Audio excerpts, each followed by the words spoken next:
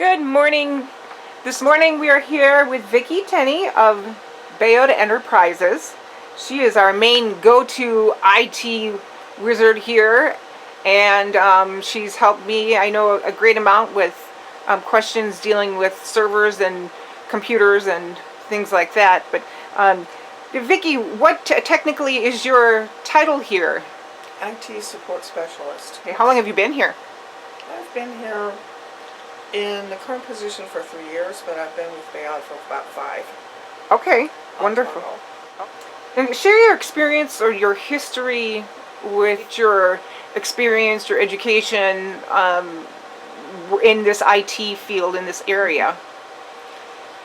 For me, it's always come natural. But I started out in North Carolina. I had another job where I wore many hats, many titles. And one of them was the main go-to computer person for hardware, software, issues and troubles that all my coworkers had in the office. And I would do that by phone, so I learned from a computer company called Micah Information Systems in Winston-Salem, North Carolina. I would call them and they would walk me through what to do. And they actually taught me how to basically find out whether it is a hardware problem or a software problem and come up with a solution. So I've had about 15 years of experience before I came to Bayaud, and I was looking for work when I came to Bayaud. I couldn't find any in the field that I was looking for because I was considered overqualified. And I met Steve Zuba, who was working here at the time. He was giving computer classes. Linda helped. Drake was one that asked him if I might qualify for training. So I started with Microsoft training through Steve Zuba. And then I had a part-time job working nights, and they had a part-time position open here for IT. And they went through many, many people, and they were looking for someone that would be able to handle the hours. So I came in for the interview. They liked me, and I got the job. Well, I know you've been a great help. Like as I said, in many situations, I can't imagine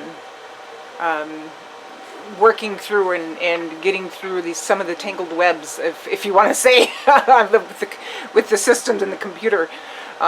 So thank you for your help with that. You're welcome. What would you say to people in our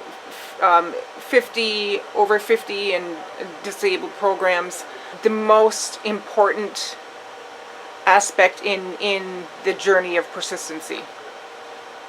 Keeping a good outlook is very important.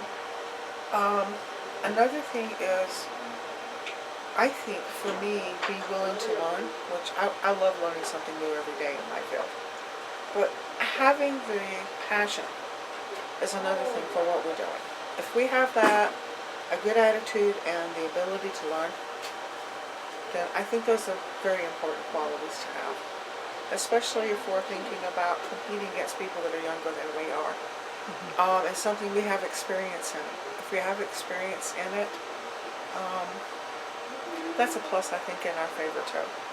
I think the above 50 is to stay steady. In other words, keep right on with something if you want it badly enough and you know you have the experience. Keep plugging along, but keep pushing towards your goal. If your goal is to find a job or a career in a specific field, do all the research necessary, make sure you qualify, but also keep a good attitude, because over 50, I think that's the population that's very important in the workforce. People that are 50 and over. It's not that I don't think the younger field is. I think those that are starting out, from 18 to 50, they're also important in their different age groups. But when it comes to 50 and above, I feel like we're pretty special too. Right? And I feel like we should be hired too, especially if we have a good, strong work ethic. Yes. I think that's so important. In what areas do you see and do you know that the over 50 workers, and even we see the disabled workers, how do you see the value in those of us who are over 50 or those people who do have disabilities? What kind of things do they bring to the workplace that, you know, the younger generation or that others may not, just because of their experience? I think the key word is experience. I think that's very, very important. If we think about the fact that there are those of us that over 50 that have a lot of experience, we can have a certificate or a diploma. Well, that goes along with the fact that we have the experience. But when a person is starting out, they don't have the experience. All they have is that piece of paper saying, I've completed this. It's different going to them because they're going to have to say, well, let's look it up. I don't know. But if you go to someone who's had the experience, they can ask and say, well, yeah, I know where that's at, but let's look at it.